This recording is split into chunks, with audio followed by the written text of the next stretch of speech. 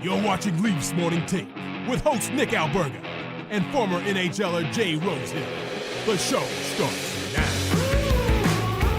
Moments before this show started, Jay Rosehill told his wife, who could guest on this show down the road, to keep it quiet. What a professional. I love it. What's going on, Rosie? Consummate professionalism. I could just hear upstairs, huh? And then away we go. We're live, baby. Let's go. It's perfect. You're right. That's Jay Rosehill. I'm Nick Alberga. This is the Thursday edition of Leafs Morning Take presented by Bet365. If you missed yesterday's show, we did talk about the facts. Somebody did ask in the chat if we can get Rosie's wife on the show. And what was the caveat to that? If they won a round, your wife would guest on the show, right? Did you tell her about this? I did, and she's like, "Oh boy!" And later on, I didn't say, but she came down to have me open a jar and just quietly passed it to me while we were on the show. I should have taken the opportunity then, but we'll see. I'll warm her up to the idea. I like it. Open an account with Bet365 today and bet on a huge range of markets, whatever the moment. It's never ordinary at Bet365. Use code NATION, all in uppercase today. That's NATION, N-A-T-I-O-N. Don't forget, our Super Chat charity partner this season is Sick Kids. Want to make sure that your question or comment gets on the show? Hit us up with a Super Chat. Proceeds from our Super Chat will go to Sick Kids, ranked the #1 research-intensive children's hospital in Canada and 3rd in the world. And you never know what you're going to get in our chat, right, Rosie? True that. It gets pretty hot and heavy in there.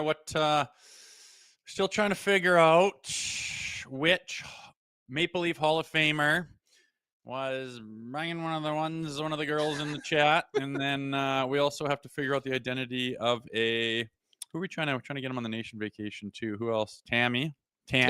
Yeah, Tammy in the chat. Yeah. Tammy, it's like a year-long arc on Leafs Morning Take, right? Like, we can't just spoil everything in the first week. There's things we got to build to, right? I'm gonna have a square off on Broadway. It's center street, bare knuckle fist fight with Farmer Dan, or whatever that dickhead's name is. Will. Yeah, he likes to make fun of me a lot. I don't really like that, but we'll Farmer. There's the name. Will Farmer. The folks in the chat are piping in. His name is Will Farmer. So yeah, a lot of storylines. With that in mind, I did have some free time on Wednesday night, so I checked out the Jerry Springer documentary. Remember that show at its height? Yes, I remember that show. It was like outrageous TV, and it just kept getting more and more outrageous. And then they had remember the security guard Steve, and everyone start chanting Steve while he'd break up the fights, and then he ends up having his own show, which I think turned into like a serious talk show and stuff. Total Gong Show. I got to check that out. I love those documentaries. Netflix and Prime and all those guys are pumping out amazing content this day and age. I think we take it for granted a little bit. We do, and I think it's really wild. There's this type of stuff that's coming out. But yeah, so my breakdown, it's a 2-episode thing about the Jerry Springer show. It's called Fights, Camera, Action, which I think is tremendous. But how do you not have Steve Wilkos on to talk about the show? I know Jerry died in 2023, but like, that was a missing ingredient for me, was like your top bodyguard wasn't there. Maybe he declined. But the one thing I did realize, I remember at the height, I think I was like in high school, everybody's like, this show's fake. It's fake. I think watching this thing, it wasn't fake, which is kind of intriguing. And I am forgetful. I did forget the episode where there was like a love triangle and, you know, a girl ended up dying. Her ex-husband killed her. Like 3 months later, after the show aired, like the day after the show aired, he killed her. It's crazy. Oh, wonderful stat for the show there. Yeah. I don't know. It's to me, it was like is wrestling fake or not? And it's like, well, it's set up and it's define fake. Scripted. You know what I mean? But yeah, I don't know. I think that was the height of garbage TV, but it just shows what people are interested in. Hence, people watching shows like this. I wouldn't correlate us to Jerry Springer, but what I will say about the Springer show, I think they hyped up their guests like any good producer, and I think they had something in mind and what they wanted to portray to the audience. And I think that's my major thing that I gathered from this 2-part series was how they coached up their guests to really rile them up. Apparently they would give them unlimited drink tickets the night before. They would get gooned up, then wake them up at like 6 a.m. to come on the show. I think it's brilliance. Hey, they're thinking outside the box, hence all of their success. We'll see. Speaking of guests. We've had a hot week. Eddie Belfour, Eric Lindros, and we got my former teammate and buddy Timmy Brent coming up today, which is kind of exciting. I want to pick his brain. I haven't really talked, or I've talked to him, texted him, but haven't really seen him face to face since his last year pro, which was probably 2016 in the Flyers organizational system. I feel like we missed a guest earlier on this week. It's kind of sad. Producer Vic, can you tell me who we missed in that conversation when Hutz was on the show on Tuesday? I can't believe I don't recall. That was Belfour. I had Eddie. Didn't we have somebody on Monday too? Don't think so. No. Eric Lindros. We had Eddie Belfour. Pierre McGuire. That was the one. Oh, God damn it. How did we forget Pierre McGuire, man? That was a good interview, man. That you could go an hour with that guy, right? And probably more. Can you imagine how many conversations he's had sitting around a hotel lobby or something, having a drink, and just nonstop hockey talk with names and places and dates? And oh my goodness, that guy is a literal hockey encyclopedia. And it's good to talk to him about what's going on. It seems like he's on the same page as us with a lot of things. Variety of different people listen and watch this podcast. Among them is one of the security guards for the building outside my gym. So shout out to you. But I walked by the other day and he was going on, and rightfully so, about Pierre McGuire, how much of a stud he was and how much of a good dude he is, man. Like, that's always the takeaway when I watch interviews with Pierre McGuire. It's just like what he gives to the interview, the preparation, and how good he makes you feel regardless of who you are.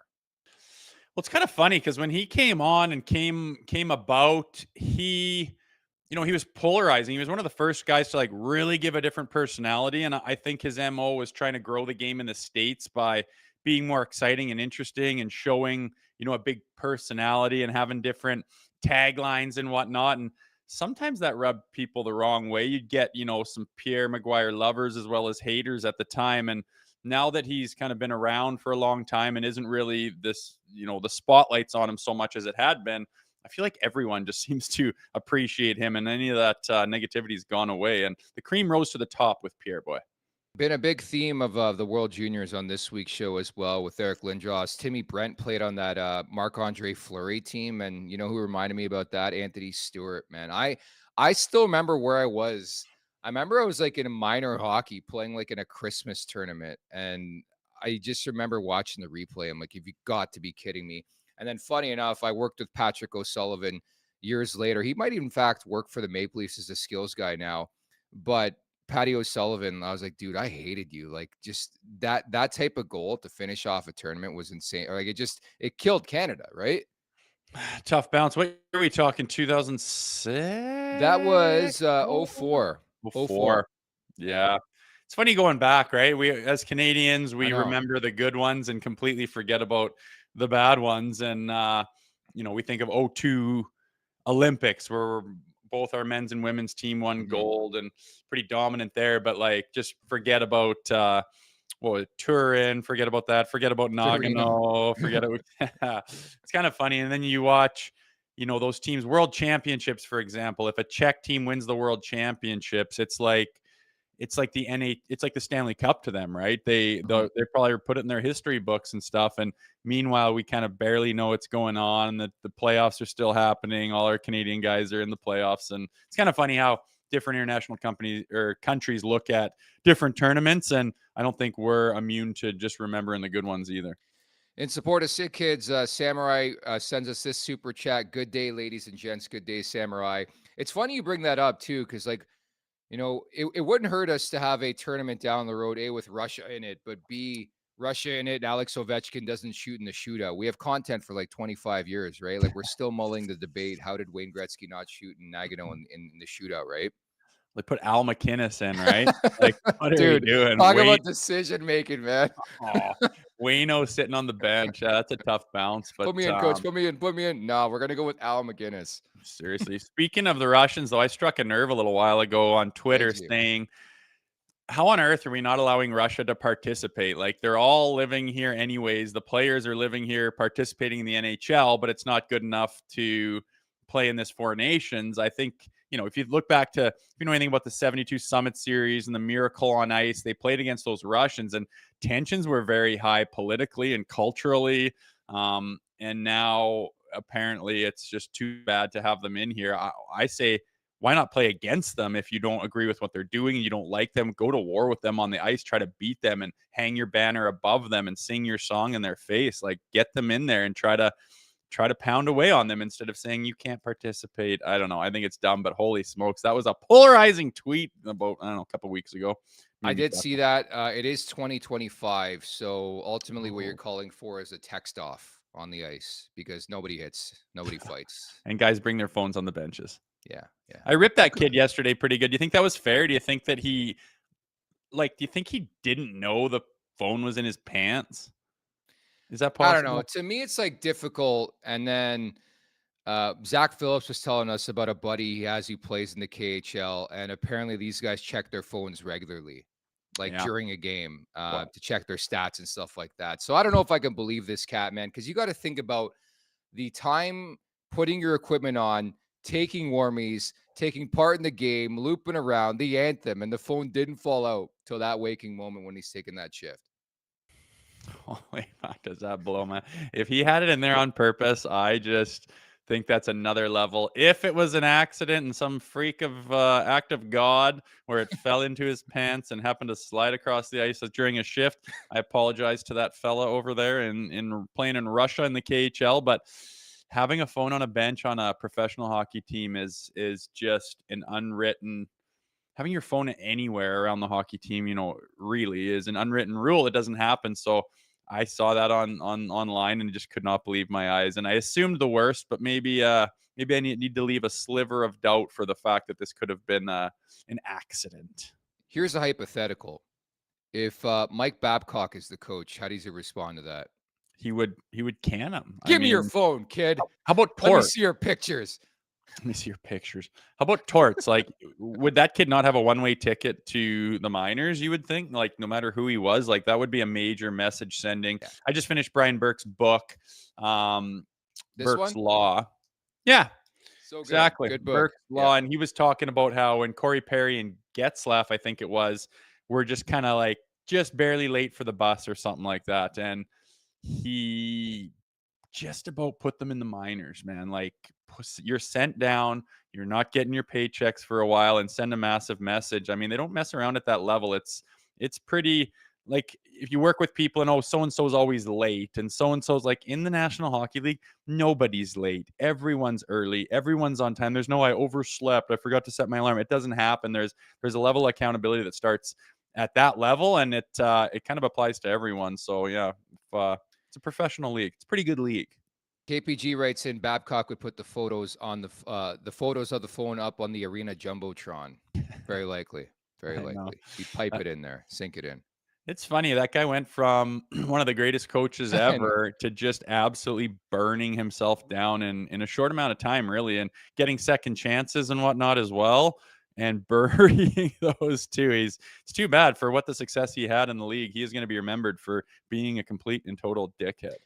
In retrospect, I wish he had picked the Buffalo Sabres over the Toronto Maple Leafs. I remember it like yesterday, Babcock to the Leafs, how excited I was. I'm like, they're finally going to win a Stanley Cup. And granted, he got the younger players to play better and he extracted the most that he could. But it got to a point, surprise, surprise, where there's just no more response. I think every coach has a shelf life. I think Berube has a shelf life. It's just 2025. It's the modern day hockey, man. You're not going to see guys like John Cooper anymore that last a long, long time. He's the one example. I think you look at the turnover in this league, man, these guys last like 3 or 4 years at most, at best. Yeah, and like Dan Bylsma, I remember in the Penguins' heyday, hung around for a while for sure. I don't know. I think if you're going to stick around in that league or in any league as a coach, I think you want to try to model yourself after John Cooper. I mean, we've had him on the show and just talking to him, I don't know what it is exactly, but you want to be around him. You respect him. You want his respect in return. And you can see how he just channels that towards coaching and he's had so much success. I remember, one of my years with the Leafs, I was with the Leafs the whole year. Didn't play every game, obviously, but went down on the clear day roster for the Marlies, and they were just this hell of a team. And I hadn't played with them that season, but they were coached by Dallas Eakins, who was a phenomenal coach, got the most out of them, went all the way to the Calder Cup finals and ran against this Norfolk team, which was Tampa's property, coached by John Cooper. And they had set a professional hockey record going back to the season before or something with Yeah. like 54 straight, like something crazy. And I came down to help this Marlies team, and I got used to them through the playoffs, saying this team is ridiculous. Like, I might get a Calder Cup ring here. This is pretty special. The way Dallas has got these guys cooking. We played against that Norfolk team, and it was like we were shorthanded the entire game. It was like we were playing against an NHL team against an American League team. I've never seen a team that dominant. And right after that, Coop went up to the Lightning and had just a boatload of success. So he's one of the greats, if you ask me, especially modern day.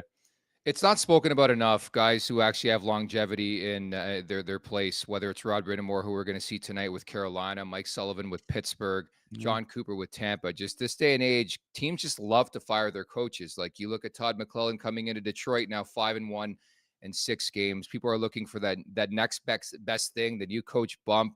It's a huge difference and an issue in this league right now. Nevertheless, got to make sure you join us in Music City, right, Rosie? Thursday, March 20th to Sunday, March 23rd, the first ever TLN Nation vacation. We got live podcasts, winery tours, taking in the Toronto Nashville game at Bridgestone Arena. This is going to be something else, isn't it? I know it's creeping up here sooner than later. You get into the new year, and hell, next week it's gonna be halfway through January. You know, it's creeping up, and to get away during those dog days of winter when you're waiting for spring, and somehow it just never seems to come. Jump on a jet down to Nashville. It's one of my favorite cities. It's one of the better places to play in the National Hockey League, depending on what you like. It's a great place to visit, and it's a great place to watch a hockey game too. And the Leafs being in town, I'm curious. It's a very loud building in general. I'm curious to see the split between the Preds fans and the Maple Leafs fans, and we're going to be there doing our best to make sure that's on the Maple Leaf side of things. And we're going to have some extracurriculars around that city in the meanwhile. So pretty exciting. If you guys are interested in that, jump on board. 2 different packages. Pick your one. Use your points. Whatever you want to do. It's going to be a hell of a time. NationGear.ca, where you could do that. Life's too short for ordinary vacations.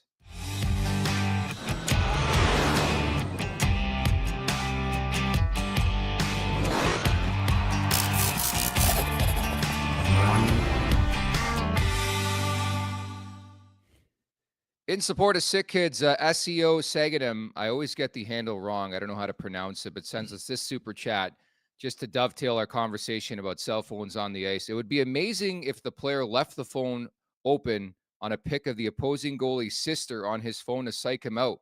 Hashtag next level mind games. That'd be pretty good. It's like a scene from Slapshot where he's talking about the guy's wife and makes him go bananas. I don't think they go bananas in 2025. Like, hey, how dare you? Yeah. Dude, did you see this post last night? I was laughing, just to wrap. I was laughing, and I guess at the end of the Seattle-Florida game, there was a bit of a stir with Liam O'Brien. It was Utah and Florida, excuse me. It was Utah and Florida. And there was a stir, and the caption was so misleading on social media. It was like, oh, tempers flaring. Like, a guy just got pushed after the final horn. Like, it's just so classic. And then a couple of the extra players were on the ice, but it was nothing. It was nothing. That's what it's come to in the National Hockey League. You give a guy a shove on the shoulder after the game or period, and it's tempers flare, and it's a headline. Hey, yesterday with Eric Lindros, go back and check out that interview if you want to hear the Big E, Eric Lindros, talk about his time in the league, World Juniors, Maple Leafs, everything else. But we picked his brain about the state of Canadian junior hockey and the World Juniors, and he was fumbling his words, trying to decide if he should burn bridges or what, and political, and who do I, and he kind of took the high road, but you could tell he was just like, my God, this thing's a disaster. These kids are, they just don't have the fire that there used to be. And I went back on YouTube and checked out, specifically Rock'em Sock'em 7 and the tribute to Eric Lindros by Grapes in that. And it's just, you look at it and you can't believe what they got away with, what they're allowed to do, the intensity they played with. The men were just such men, and it's kind of funny. It must be something in the water. The kids these days just don't seem to have it. Yeah, it's a bit bizarre, but you're so right. I actually got more from Lindros not saying anything than him actually saying something. Like, I could read between the lines, and he's probably saying a lot of what you've been saying the last little while without saying it. Not to put words in Lindros's mouth, but go check out that interview right now, available at the Leafs Nation 401 on YouTube. Hit that subscribe button, hit that like button. Should mention as well, make sure you check out tonight's edition of TLN After Dark with Zach Phillips. If you're unfamiliar with that show, it's pretty much a recap. Zach does a tremendous job directly following the game And Rosie's going to drop on tonight. So make sure to check that out. As you referenced in about 10 or so here, your former teammate, Tim Brent's going to drop by. Leafs Morning Take, wherever you find your podcast.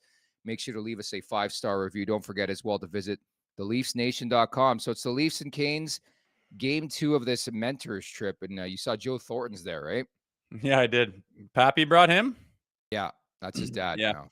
Well, a guy like Austin Matthews is going to be in the league for 20 plus years. Oh, knock on wood, barring any crazy injuries. But it's kind of a father's trip or a mother's trip, or hell, why don't you just bring anyone that you feel is a mentor in your life and kind of roll it into one? And Austin Matthews is going to be able to do that every year of his career, and he'll be able to bring his dad and mom and anyone. So this year he decided to bring Jumbo Joe. And I didn't get to play with Thornton, played against him.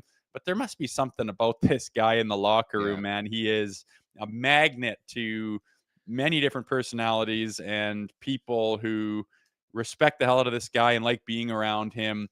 A la him being brought on the mentors trip, not far after being removed from being an actual player on the Leafs. But I imagine those guys are having fun, guys and girls, and whoever the team players brought on that trip.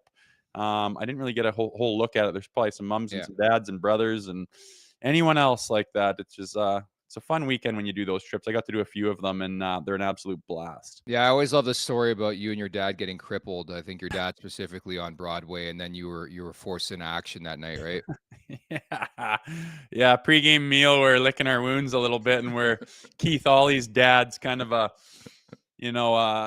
farming dude and small town guy like my dad, and they were BSing, and we were going to go see the sights around New York because they'd never been there before and they were never going back. So we were trying to think, what are we going to go do? The tourist thing. Okay. And tap on the shoulder. Hey, you're in tonight. I was like, gulp. My dad's like, you better go get a nap in, and ended up fighting Brandon Prost at center ice, Madison Square Garden. So it turned out to be okay. And the boys won that game as well. So no one was hurt. I could see it now. The year's 2035, and it's a podcaster trip where these Leafs guys bring their favorite podcaster on the trip. Imagine. I could be that guy. I could be that guy. I can't imagine that whatsoever. No, I don't know how much they like our podcast, to be honest. No, I think they love us. So this is the first of 3 in the final 40 games against Carolina. The Canes have won 4 straight meetings. The Maple Leafs are red hot, Rosie. They've won 5 in a row, 6 of 7. And 5 straight road victories. Remember that conversation earlier on the year about home ice? They're doing it on the road too. They're 17-7 at Scotiabank Arena, but now really, really starting to get going on the road, which is great to see. Come playoff time, you got to win 1 or 2 of these games on the road for sure. I know they're pretty comfortably in second, and not just in their division, which a lot of talk has been about their division, but in the Eastern Conference in general. I mean, and I like the fact that no one's pumping their tires and everyone still is kind of hesitant about it.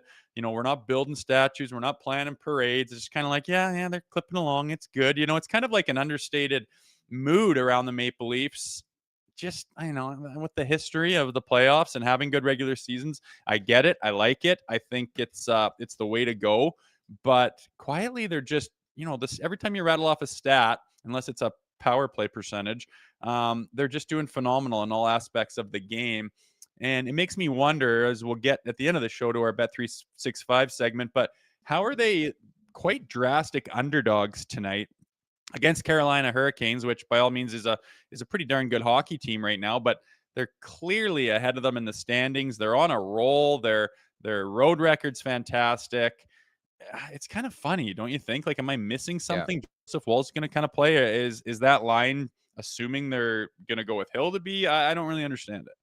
So you're smoking out a fishy line is what you're telling us, right? And we're going to give our official show picks coming up later on here in the podcast. But you're right. I think it's maybe some disrespect to the Maple Leafs, and it's also about where the money's coming in. I think people are expecting a bounce back from Carolina. They had a tough loss, a 3-2 loss against Tampa. Braden Point scored with 53 seconds left in that game.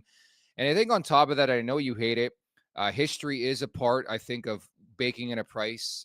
Carolina's won 4 consecutive meetings against the Maple Leafs. I think they're due for a win, and the Leafs are due for a loss. Like, that's my best explanation for you.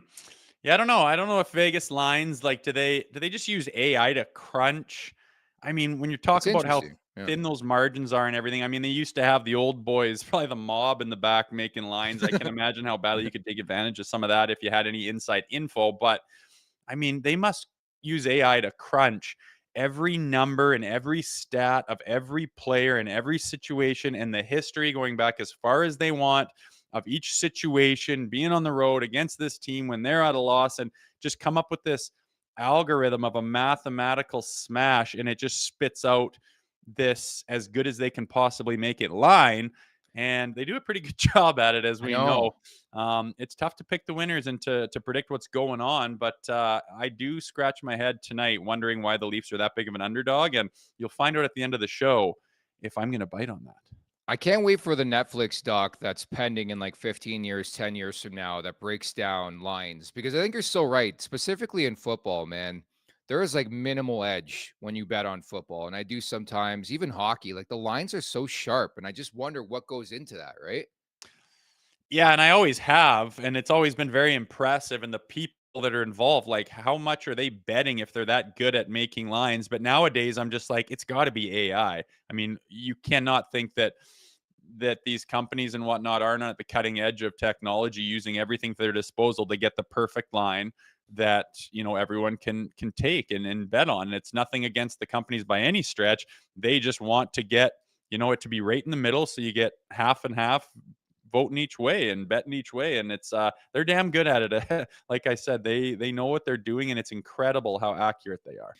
No confirmation just yet on the crease battle in this one. We think it's going to be Pyotr Kochetkov for Carolina. Freddie Anderson still dinged up. Surprise, surprise. Hasn't played in a while. Skating, though, which is great to see. And Joseph Woll is the projected starter. The last 10 for him, 7-3-0, 2.72, a 9.12 save percentage. But he has been fantastic. And this has been needed, of course, with Stolarz out of action, right? Yeah, big time. We'll see where they go with, but I don't know, man. It's I just keep going back to the summertime and the question mark and going through Twitter and what people would say. And it's like, this isn't the goaltending team that's going to get done. Oh, we've already lost. And, oh, we'll call it a season already with these two guys. Wool can't stay healthy, and this guy's a career backup. And I was just like, dudes, like, let's see how they respond to being in that market. And I think they both had a very high ceiling and potential. And even with my, positive outlook on it, they've blown the doors off of it, man. Like Stoley, I played with the guy, and he has his, moments where he's a great goalie. I've seen it, but I didn't know that he could be that good. And to come in and just dominate it especially with Wool being hurt right out of the gates. Stoley's never played in Toronto. He gets the reins right out of the gate. A lot of pressure on him just being in Toronto, and then knowing that Wool, kind of his sidekick, is injured. He had to carry the torch right away, and he came out of the gates just absolutely stunning.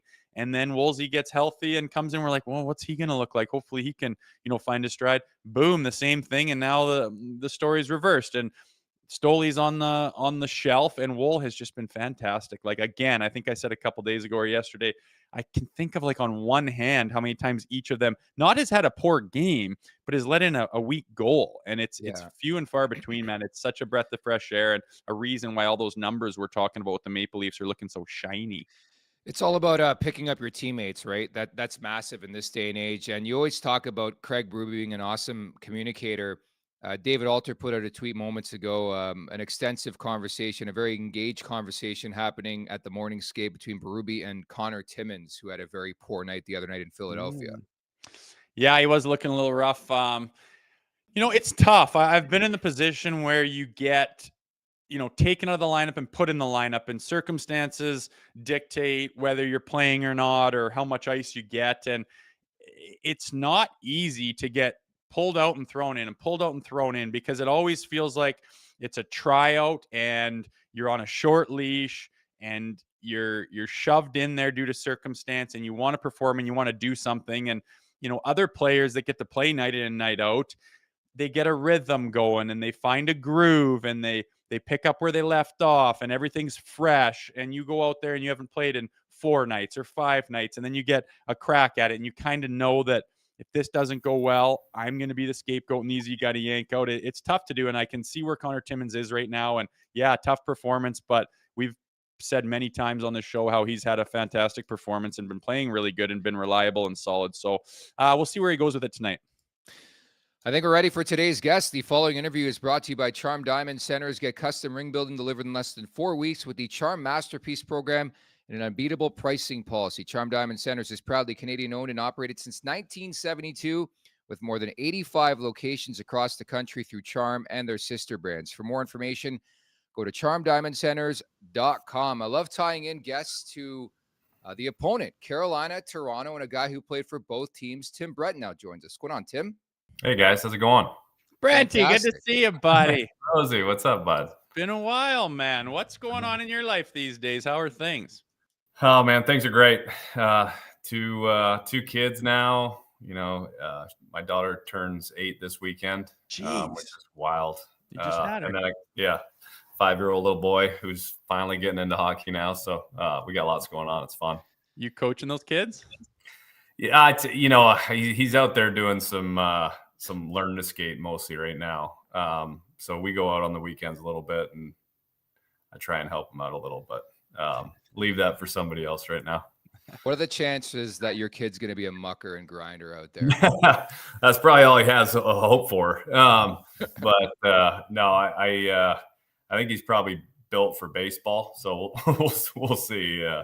Going to push him towards baseball and golf probably. Oh, I like it. Hey, Timmy, you have the experience of playing for the Toronto Maple Leafs, which this show is centered on, and also Carolina's, where you've kind of set up your life down there and called it home. What do you remember about being a Toronto Maple Leaf, and maybe some of the differences from the other organizations you've played on being part of the Maple Leafs? Yeah, I mean, I think everybody probably talks about, and I still believe Toronto is the mecca of hockey. And it's always going to be that. It's very evident when you're playing there. There's generally more media in the room than players. There's, a higher level of scrutiny than probably anywhere else that you're going to play. But in saying that, there's also so many upsides to it. I mean, there were so many people who were invested in what you're doing in your career, and it became quite evident pretty early in my time there that it didn't matter if you were Phil Kessel or Dion Phaneuf or Tim Brent. People cared about what you were doing. And so I'm so thankful for my time in Toronto. I had so much fun. It was truly one of the best years playing hockey for me. Well, I was going to ask you, as a Cambridge kid, what did that mean to you to don the blue and white? Yeah. Do you guys remember, I was thinking about this. Do you guys remember that there was all this talk about this blue and white disease back when we were playing, and how we needed to bring in more Americans and not have so many guys around that were, in my opinion, that's such a crock of shit. I mean, I felt like I needed to play an extra bit harder every night because I had parents in the stands. I had family, I had friends, I had, and it didn't matter if you were at home or on the road, everybody was watching. And I felt like, those days where you were, 82 game season is a grind, and you're going to have nights that you don't feel good. And it just gave you a little bit more, being, a quote unquote hometown or homegrown kid. The best I could liken it to is being from Boston or New York and playing for the Yankees or the Red Sox. That's what it's like. Yeah. Right. So, it was a highlight of my career. I loved every night playing with the Leafs jersey on. And we talk about it to their detriment. It seems like when players come into town in the opposition and they're a local product and they have, shelled out tickets for a bunch of friends and family and former coaches and they seem to take it up an extra notch because there's so many quality players that come from the area. I think more than anything, it's the opposition that comes in fired up, like you're talking about, knowing everyone's watching and giving their absolute best. Like you say, no one's taking a night off against the Leafs in Toronto when they're from the area. And I think it hurts them. You get the best of the best every night when teams come to town. Yeah, I fully agree with that. And I think we all saw it playing. Like whether it's Connor McDavid now, he comes into town and it's just not that he needs anything more, but good Lord, when he's in Toronto, he just seems to be an extra half, step faster than everybody else. Anyway, I agree.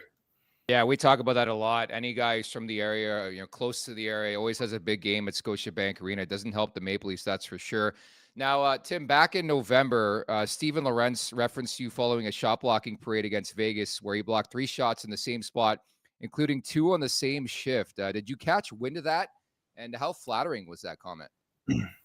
Yeah, I mean, my phone blew up when that happened, which was hilarious. But it was flattering. And the first thing I thought about was, gosh, this kid must have been a serious Leaf fan to remember me, but I mean, I love it. I love it for him. He will realize quickly and now that the Leaf fans will love him for that. And they'll probably never forget it. I mean, I can't tell you how many times still today, if I'm back home, somebody brings it up, the Carolina game. And it's just one of those things that I feel like Toronto's fans do such a great job of appreciating third and fourth line players and what they bring. And you just don't get that in a lot of other cities that you play in. So I hope he gets a lot of recognition for it. And I hope the fans love him for it. I always think that's crazy. I don't know. I'm a bit of a puss. Like, I don't like blocking shots. I don't think I've ever blocked a shot that didn't hit me where there's no equipment. And I would honestly rather get in 2 fights in a game. I'm willing to do that, but blocking shots, no thanks. I think you guys are kind of crazy for doing that stuff. I don't know what the deal is, but you were very good at it. And you seem to have a knack for doing things against Carolina. I remember that one game in Carolina. I should have the name and the date and everything, but it was pretty big game. It was late in the game, and you came flying down the left side. Goalie's way out, and you half clap faked it, went around and buried. It was this massive goal, and I remember it was probably the same year you had those shock blocks, and then lo and behold, you signed with Carolina. You kind of made an impression and went down there. What was your experience like playing for the Hurricane? Yeah, I think those 2 games probably got me a deal in Carolina. It's funny, but obviously a big difference in coming from Toronto to Raleigh. Much more laid back here in Carolina as far as media goes and attention. And now, granted, we didn't have the teams then that the Canes have now. And there's a lot more, I think, hype about them the last few years with how successful they've been.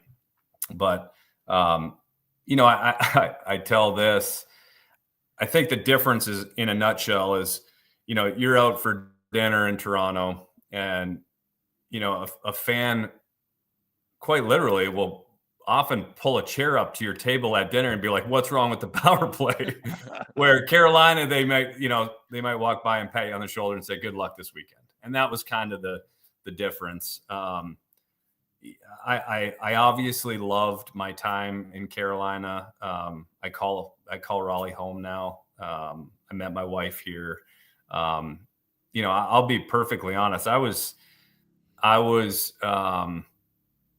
heartbroken is probably too hard of an expression, but I was pretty bummed when I didn't re-sign in Toronto.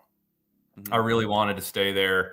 I felt like the team was kind of headed in the right direction. But God had other plans for me, and I ended up in Carolina, and obviously, there was a lot of wonderful things, including, my wife and falling in love with North Carolina that came out of that. So, Yeah. July 1st, 2011 is what you're referencing, but did it not feel like you were in Toronto? Cabriolet, Ponikarovsky, Toulouse, Paul Maurice, like it was insanity. yeah, a lot of familiar faces. It was great. Certainly it always helps when you have some familiar faces in the room that you're going into. And, I'd known Eric Stahl for years prior to that, which, they're retiring Stahly's number this Sunday, which I'm excited to be a part of that. It'll be fun. So congratulations to him on that. But yeah, it was to your point, like, I felt like Cabo left us, went to Boston, won a cup, and then I saw him in September. He was probably still a little drunk, but yeah, we had quite a few Leafs guys. It seemed like there was a pipeline south from Toronto for a while there. Hey, Timmy, we've been talking about the World Junior here lately and the lack of production from Team Canada and the disaster that they are and what those reasons are. But did you pay attention to the World Juniors? Obviously, you played for Canada in the World Juniors. What was your take on this season and this rendition of the World Junior tournament? And what do you think's going on with Team Canada? Yeah, great question. First of all, I played for Dave Cameron for 4 years at St. Mike's in Toronto, and love the guy. I mean, he was an absolute hard ass in junior when I played for him. But I think has, probably softened some over time, and it's a little different group of kids these days. But and those tournaments are always so hard to, I remember seeing an interview and somebody asked him about sitting guys that weren't performing. And it's just the tournament's too short to be able to do things like that. Yeah. And he's a great motivator, great X's and O's guy. So I think from a coaching perspective, it's he's a great choice. But man, it's just, I think the other countries are just catching up. I mean, it's easy for us to always say, hey, Canada's the best. And historically we have been. I think with how much other countries are investing in their players and their junior programs, eventually, the parity kind of comes to fruition. It's one game knockouts. Does that happen if it's a 7-game series? We can go down those roads for, till we're blue in the face. It's always going to be like that. You can say I won a silver medal, I lost a gold medal, and it drives me crazy. I lost a lot of sleep after not winning in Finland. I've finally let it go, but it's hard, and it's, again, to kind of put it back on the kids have a lot of pressure who play World Juniors for Canada. There's nobody, I mean, outside of Canada, I shouldn't say nobody, the Swedes, the Finns, they all follow it pretty strongly. The US to probably a lesser extent, but still follow it. But there's a lot of pressure. We'd get stacks of emails at breakfast every morning, and it'd be random people sending you an email from Nova Scotia and BC, and just, hey, we're cheering you on. And that, as great as that is, it's also a level of expectation that you try and meet. And I don't know. It's hard to say. It's plus a lot of the best Canadian junior age kids are playing the NHL now, and they're not letting them go play. So a lot of that has to do with where things are, but still pulling for the red and white. Yeah, and I think that's a big topic for me, at least, is no Celebrini, no Bedard. You add those two to that Canadian roster, they run away with that tournament. Not to rehash old wounds, I'm mutual friends with Anthony Stewart, who was on the team with you in '04. He did mention to bring up the Oreo line, but we'll leave that conversation for another day. As you smell, he sent me a picture with you, Derek Jocelyn, and Stewie on the line in Carolina. But '04, I'm sure people ask you a lot about the 2011 game, but how often are you asked about the Marc-Andre Fleury goal? I brought it up earlier on. I actually had a chance to work in broadcasting a couple of years ago with Patrick O'Sullivan, but I think it's so interesting for how bad of luck Fleury got on that play. His NHL career, a much different story. He's retiring this year too, right? Yeah, what a gosh. The funny part about that game is I got knocked out. Mark Stewart, remember Mark Stewart from the Boston Bruins? Mm-hmm. He came down the wall, hit me with an elbow, and knocked me out cold in the second period. And that was back when you got your bell rung. There were no get back out there. Yeah, there were no concussions. But I don't remember the third period. That's terrible to say, but that's the truth. Jeez. And so I don't remember the feeling of that goal going in or anything. I actually found the old VHS tape of the game not long ago, and now I got to find a VHS player to watch it again. But it's just one of those things where it was a bad thing that happened to an awesome guy, and you just hated it more for Flower than probably yourself, just because he felt obviously terrible. And anyway, it's one of those things. It was a hard fought game. Bounce goes the wrong way, we lose. At the end of the day, I don't think he feels as bad about it as letting me score my first goal on him. That's true. Rosie did score his first NHL tuck. I love it. 5.5 goals in the NHL, Mark, the first on Fleury. It could get worse. Timmy, I just wanted to ask you, I was looking at your DB, and you spent a good chunk of time in the KHL and playing in Russia and won a championship there. What was that like looking back? You got some wild Russia stories? You sucking on that Russian gas, or what do you remember from your time over there? I know that era was kind of the Wild West. It was, man. It was. So I went over there, signed in Nizhny Novgorod, which is like one of the fourth. I think it's like the fourth largest city in Russia, and I remember getting over there and thinking, "Gosh, this place looks like a shithole," just like. But it was like one of the nicer places to play, and then I got traded pretty quick. I had a good game similar to the Carolina deal. I had a really good game against Magnitogorsk, and they had an import spot open. Mike Keenan is coaching over there. He liked a little sandpaper, and so I get a call, and what you'll appreciate this, Rosie, because it's so backwards. I get a call, and it's like, "Hey, we want to trade for you. You need to go in and tell the coach you're done and you're leaving." I'm like, "What?"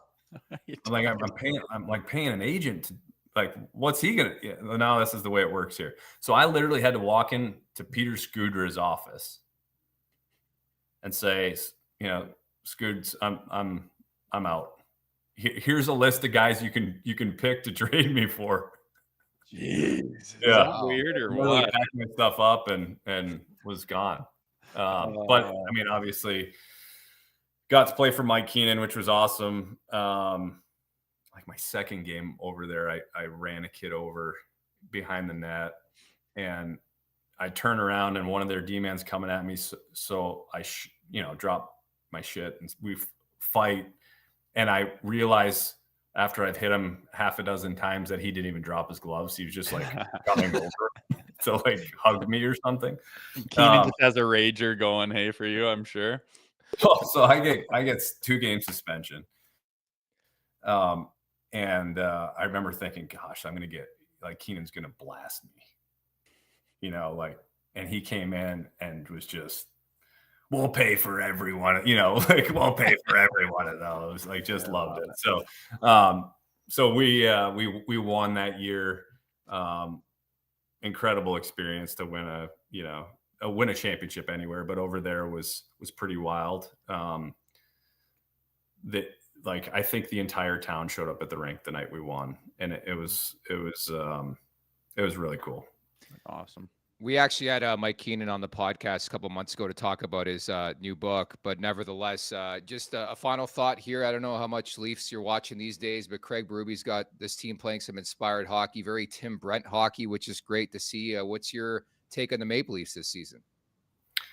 I mean, the record obviously speaks for itself, but to your point, I think, there's it seems like there's a kind of a renewed passion for the game. They're playing hard. They've got some young blood, obviously, which obviously helps. But I love the way they're playing. I think it lends itself better as well coming down the stretch and into playoffs, which is really what anybody who's a Leaf fan cares about these days. It's not. It's not just making it to playoffs anymore. It's expected to be in playoffs, and now it's pushing to go deep and hopefully one of these days celebrate. Fingers crossed, Timmy. Thank you so much for your time. It was great to see this reunion unfold here on Leafs Morning Take. Really appreciate it. Thanks, guys. Thanks, Timmy. Good to see you. Say hi to everyone for me. Good to see you guys. Take care. See ya. That is Tim Brent, former Toronto Maple Leaf, former Carolina Hurricane, among other squads, and love the KHL stories. Anytime you can get those are good. Seriously, man. I think he might have played with Matt Lashoff. Another guy we should get on. Lashoff. Yeah. I think they might have played in Magnitogorsk before, because I know Lashy was talking about Keenan and stuff like that. And yeah, it's just like you hear about guys living in these condos, and they're walking. They got a baby and a wife, and they just got to town, and they're walking, and there's just a tank sitting like sunk into the sidewalk. There's like supposed to be a playground, and it's this rusty old slide, and then just some chains hanging from a bar, and they're like, what is going on? And as wild as it can be, I know a lot of people got depressed over there and packed their shit and just headed for the airport to get out of there. It's a completely different world, and some people had good experiences, some not so much, but it was wild times over there in Russia. I wonder if it's any different now. Yeah, probably not. Flipping the focus now to this Leafs-Canes game, the morning skate lines for the Maple Leafs: Nyes, Matthews, Marner, McMahon, Tavares, Nylander, Robertson back in for Max Pacioretty, Domi at center, Lorentz, then Dewar, Kampf, and Holmberg. So the two projected scratches, Pacioretty and Reeves. Same thing on the back end: Riley, Tanev, OEL, Myers, Benoit, Timmins, and Joseph Woll will start. Your thoughts? The return of Pontus.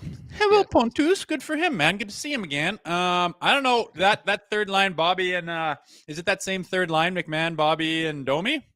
Yeah. Oh, no, just a bit of a different look there. Let they me blew just up a pull it little up bit. once again. Well, Bobby, Yeah, it's I don't going know. to be Robertson, Domi, and Lorentz on the third line. Oh, nice. Good to see. I take Patches out, man. Give him a look from up top. Yeah. Maybe a break on the body. Yeah. Not sure, but I don't expect he'll be out very long. So again, Bobby Bobertson is going to be needing to be absolutely buzzing. Same with Pontus. And in a game where, you could call it one of those games. There's a reason Vegas is dogging the Leafs right now. Mm-hmm. Are they due to drop one? They're not going to win every game. This, it makes sense, I guess. But maybe it'll be a good thing to get some of that new blood in there, injected into the lineup, and have them doing everything to solidify themselves in the lineup. And that will be, something that's contagious to the rest of the lineup. Because if they bring their best, they can absolutely beat the Canes. But it's a matter of getting the most out of this group at the end of this road trip down in Carolina. It is time for the last call, brought to you by Bet365. Open an account with Bet365 today and bet in a huge range of markets, whatever the moment. It's never ordinary at Bet365. Use code NATION, all in uppercase today. That's NATION, NATION. You've been hinting at it all podcast long. What are you looking at in terms of a bet tonight, Rosie? It's very simple. Plus 155 now. It went up. Ooh. Goodness gracious. I think Bet365 is giving us a gift. And what we're doing is taking the Leafs in the money line, paying 155. That's a heck of a value for a really good hockey team that's on a good streak with a good goaltender in. I don't get it. I'm smashing the Leafs tonight. You know what I'm going to do? I'm going to go back to the Nylander well, because I kid you not, 9 games ago, whatever it was, I placed a bet on Willie Nylander to win the Rocket Richard Trophy. He has yet to score a goal since I placed that bet, so I'm the curse. So you're the reason this is happening right now. Yeah, Pretty I've been much. waiting for Willie to come back too. You know he's a guy where, yeah, he can go away for a little while, but just wait till he decides to say, and I'm ready to turn it on, and then it's look the hell out. So we'll Pretty see if much. tonight's the night. I just like that value. I don't know what's going on. I'm looking forward to this game, and I'll be on the After Dark show wondering if I'll be eating crow or not. So we'll see, but excited for this one. Yeah, make sure to check out the Leafs Nation After Dark with Zach Phillips. Rosie's going to drop by after this one. The Leafs and the Carolina Hurricanes. Don't forget, Toronto's won 5 in a row, 6 of the last 7. So we'll leave it at that, Rosie. Excellent job. I thought Timmy Brent was fantastic. I love sort of pulling back the curtain on Steven Lorentz, the ode to that, playing in the KHL, playing for Keenan, being a Toronto Maple Leaf. I thought that was a really intriguing quote about how much it meant to be a Leaf and how much he felt he had to give a bit more because he was a hometown guy. Yeah, makes sense, right? Timmy's one of the good boys out there, and it's great to see him having a good time down doing his thing with his family in North Carolina. But I think that team of his is going to get a little spanking tonight. Woo! Forecasting a Leaf spanking of the Carolina Hurricanes. Many thanks to Tim Brent, the chat. Great as usual at the Leafs Nation 401. Hit that like button, hit that subscribe button. Leafs Morning Take, wherever you find your podcast. Make sure to leave us a 5-star review. Also, don't forget to visit theleafsnation.com. So you'll be back on Monday. Carter Hutton in the mix tomorrow, right? Yeah, baby. That'll be a good one. We'll be paying attention to you and Hutsy there. I got to hit a Pee Wee hockey tournament in Red Cliff, Alberta, just a quick 3 hours and 45 minutes away. Nice little brisk stroll there. And again, you'll be back on Monday. We'll recap the Vancouver game over the weekend and also get you set for a busy week that also includes the return of Sheldon Keefe next Thursday to Scotiabank Arena. The Dallas Stars, I believe, in town on Tuesday. So looking forward to that. Thank you to producer Vic. For Jay Rosehill, I'm Nick Alberga. We'll talk on Friday. Take care. Make sure to check out more of our content right here on the Leafs Nation YouTube page. We got long form interviews. We got clips. We got epic rants by Jay Rosehill. We simply have it all. And don't forget, you can find out much more at theleafsnation.com. Thanks so much for watching.